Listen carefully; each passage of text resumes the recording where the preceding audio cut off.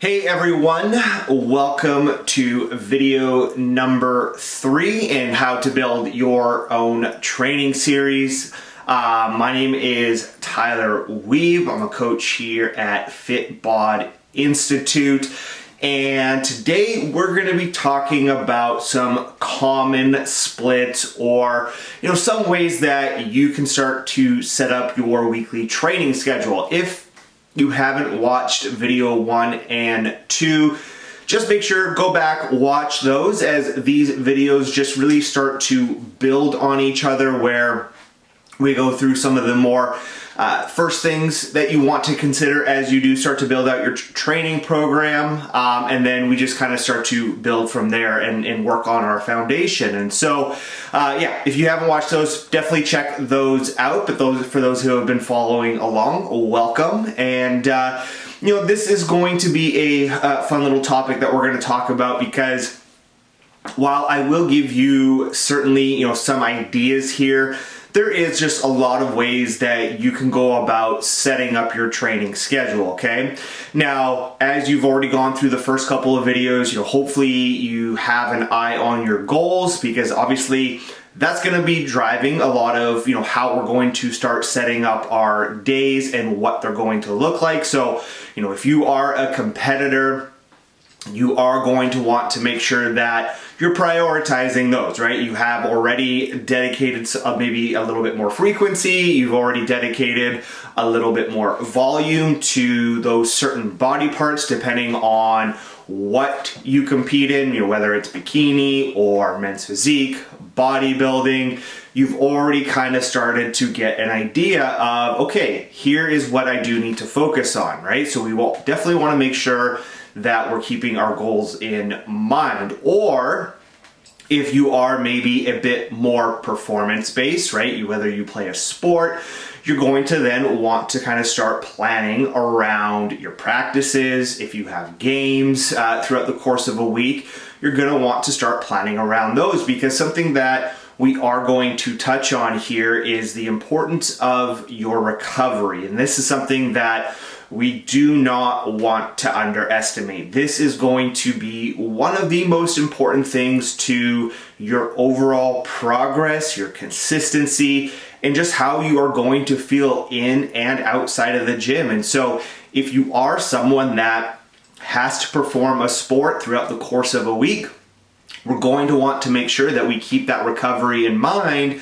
so that we're not killing ourselves for when we do need to perform. And now, if you are, say, just someone who wants to get into a bit better shape, recovery is still going to be important. Really, I'm a big believer, and that's where really almost, all of our progress is made. I mean, certainly we need to be in the gym, we need to be training hard, we need to make sure that we're watching, our food intake, we're eating enough protein, our fluid, but that sleep and recovery is really what is going to mold all of those things together.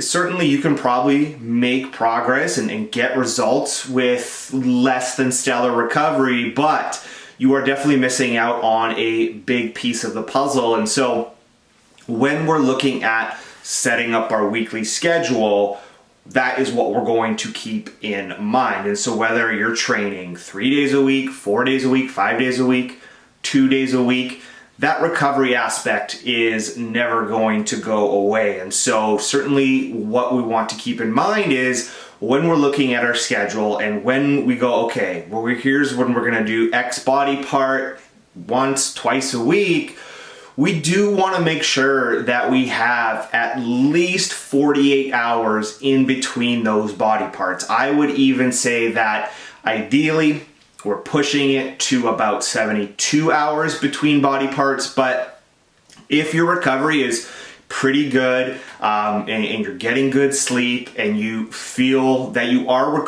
recovering well enough, you can push it to 48 hours, but I would recommend 72 hours to get the best out of your training program. And so just to go through a couple of examples in your 3-day and your 4-day, and we can even talk about a 5-day training program, but for your 3-day, I know that something like a push-pull leg split tends to be quite popular, and it is something that I will tend to run quite a bit with my clients and even myself. It's something that I've really enjoyed in my own training. You are always going to have enough time to recover, right? Just because we are only training 3 days a week, and your volume may not be super high if you only have 3 days to train in a week. And so you're always going to ensure that you're going to get enough volume in, and you are going to be able to get enough recovery in. And so when we're talking about push, it's going to be all push exercises. And so typically how I will split this up is my day one, whatever it might be, is going to be pure upper body push. So maybe like a dumbbell flat press, an overhead press, some lateral raises, maybe some accessory chest work, and then I'm gonna hit my triceps. And so there we're getting strictly push work, right? And then it's going to be the same for our pull day, but this is also where I like to maybe add in my deadlift so that, okay, it's a pull exercise. I don't have to worry about it on my leg day where maybe I have a bigger compound quad movement. And then I'm also going to then pull that foot for that pull day, have my back and then my bicep work. And then legs, I typically am going to do my heavier compound quad movement, maybe one other pull exercise where I'm doing like a Romanian deadlift. And then I will have the rest have some accessory quad work. Now, the nice thing about this is that it's going to give you a lot of flexibility, and this is something that I always really recommend for beginners or busy parents where you never know what life is going to throw at you, right? And week to week, it might just be different. I know for the previous week here, and I mean for those watching really down the road here, you know, my daughter got sick. And so all of a sudden, that's 2 days at home, I'm having to watch her, I'm not able to get to the gym.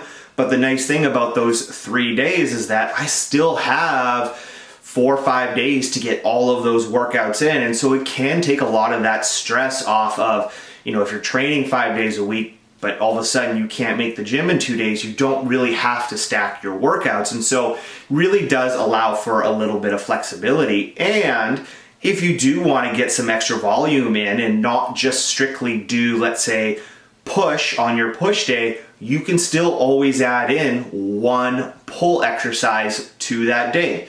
Same with your pull day. You can always add in one extra chest exercise that you're able to get a little extra volume in throughout the course of the week with just 3 days, but still making sure that you are going to have optimal recovery. And heck, you know, we'll talk about this in a little bit as a little bit of a different split, but even on a leg day, you can throw in some chest work. You can throw in some pull back work or your arm work. So there's going to be multiple ways that you can do this with those 3 days and ensuring that you're getting enough volume and you're getting enough recovery and then still making that proper progress, okay?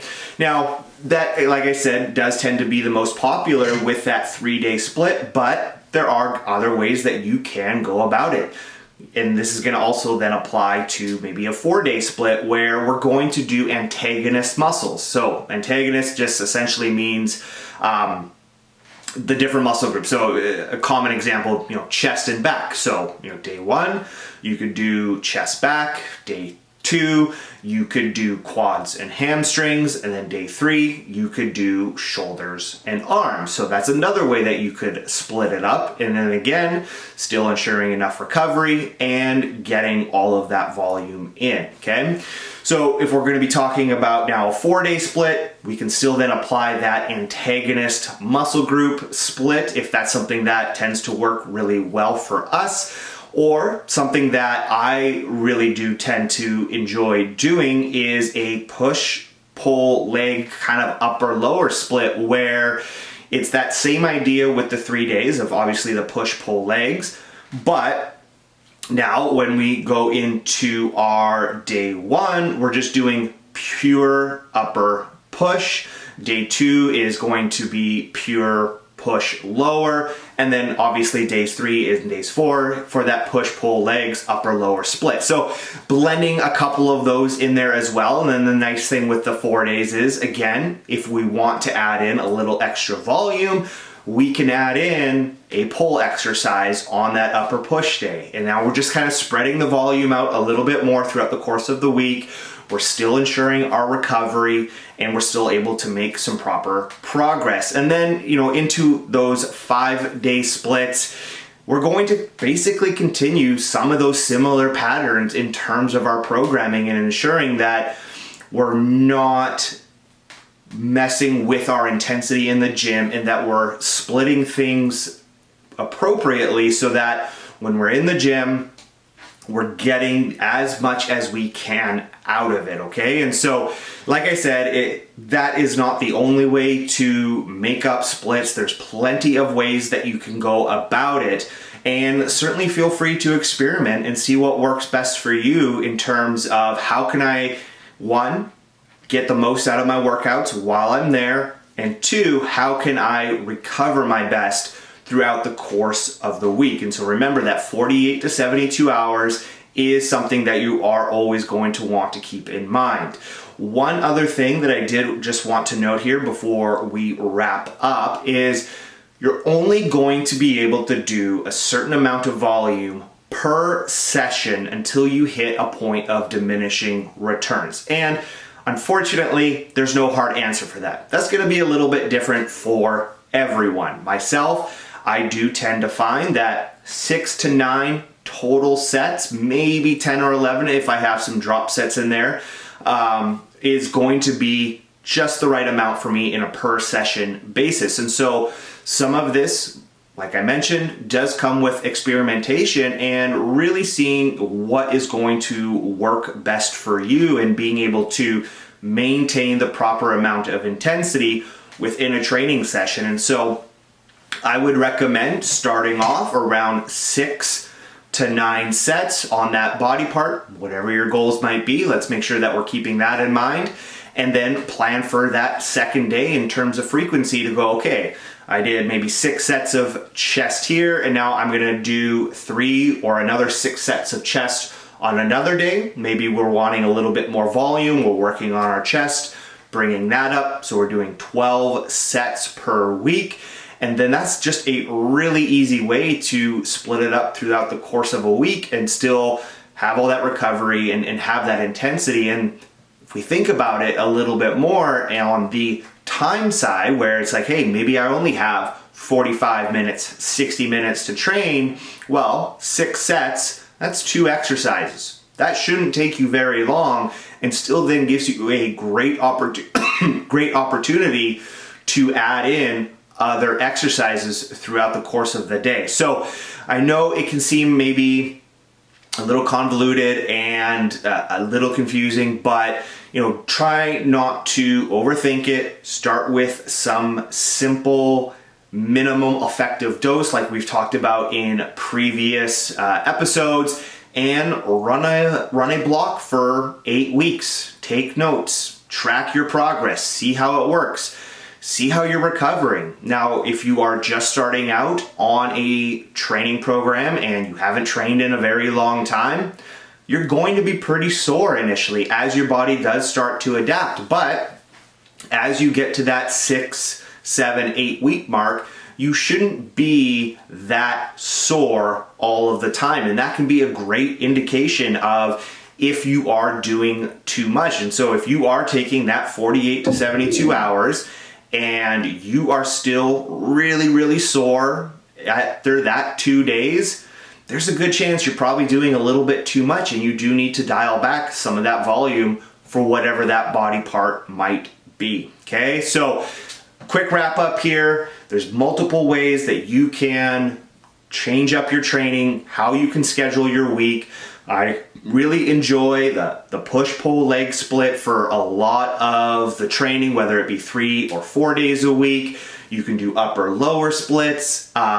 You can do horizontal push, horizontal pull days, vertical push. There are just lots of ways to go about it, but the key is finding something that you can recover well from, You're not doing too much volume in a session. And then of course, as always, something that is going to really allow you to be consistent over the long term. So that's it for today, everyone. I appreciate you watching. And as always, if you're interested in a free 30-minute metabolic assessment with myself, please just shoot me an email to tyler@fitbodinstitute.com, and I will be more than happy to get on a Zoom call with you and help you out in your fitness journey. And make sure to hit subscribe so that you're not missing out on any future videos. Have a great rest of your day, everyone.